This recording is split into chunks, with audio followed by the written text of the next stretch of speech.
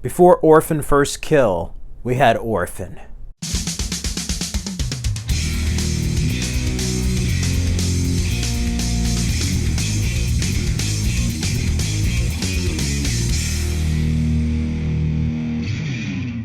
Orphan from 2009, directed by Yomi Colette Serra, is a hidden gem of a horror film and one of the best of the past 20 years. It also has one of the most surprising twists I have seen in cinema, and especially in horror films, probably since the end of Sleepaway Camp.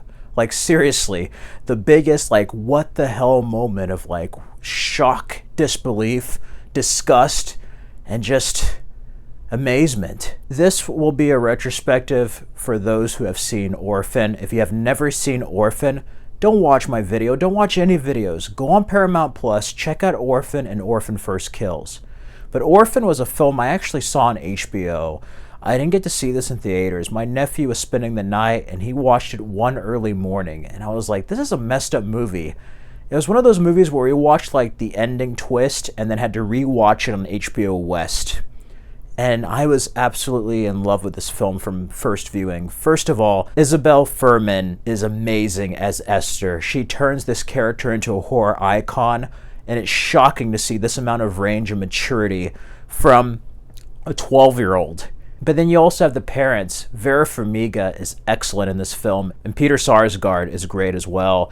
It's this couple, they have a boy and a girl, and she was pregnant, and it's this beautiful beginning, really well shot. And you think it's going to be something that's a happy memory, and turns out she's basically going to have to give birth to a dead baby, and she loses their baby. And it's a story about grief. In the process of their grief, they decide to adopt this girl from an orphanage named Esther. And of course, Esther, there's more than meets the eye with her. When I first saw this, I thought she was just a malevolent child or someone who was demonic, like Damien from The Omen or something. And no, there's much more than meets the eye. And it works well on first viewing. And when you do realize what the twist is and watch it upon second viewing, there's so many details that you catch. But over the movie, they take care of this girl, Esther, and she's very mysterious. Her background's not really known, and she's malevolent. She's very deceptive and calculative. And they have this daughter who is deaf, and it's played by a real deaf actress. She does a fantastic job here. And not just because of that and her condition, but she really acts. You get to see her emotion and all the nuances and everything. Esther is just basically manipulating the parents and doing horrible stuff behind their backs, doing horrible stuff in front of the kids, and the brother and sister feel threatened by her. They don't like her, and in a way they try to protect not only their sister but their parents as well. They're just afraid something's off with her. And there's moments in this where Esther just has a complete meltdown with they try to get her collar or something. It's your collar, little doggy.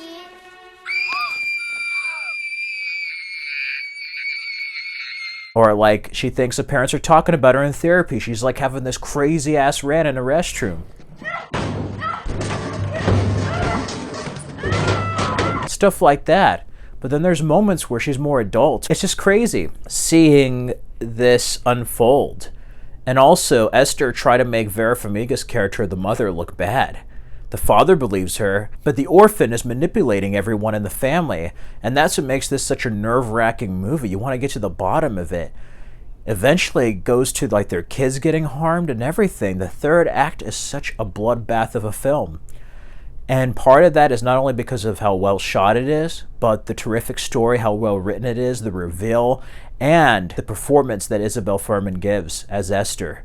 Originally, Esther was supposed to be kind of fair-skinned and blonde, and she nailed it on the audition, just gave a heck of an audition, and they decided to use her, and I'm so happy because I don't know if this would have been as good if it wasn't for her performance. She was demented, and when you get to that twist, it's so crazy because before that you have a scene where she's trying to seduce the dad and sleep with him, and it's weird, it's disturbing.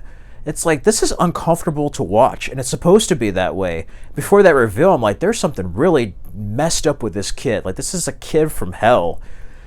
And when you get to that reveal of her being a mental inmate, of her escaping Estonia, taking on this name, seducing the dad, burning down the house, stealing all their stuff, is twisted, and the way the editing is with her makeup and the teeth, and then the father's reveal where he's looking at her room, you have all these disturbing paintings everywhere. This movie is even better after watching the second film, knowing the backstory, but this film has one of the best twists. And after some tragedy strikes this family, you have that final showdown. And Vera Farmiga, I love her lines like, "I'm not your fucking mommy!" Don't let me die, Mommy. I'm not your fucking mommy! Perfect standalone original horror film, and it doesn't get better than that. I give Orphan a 5 out of 5 and an A+.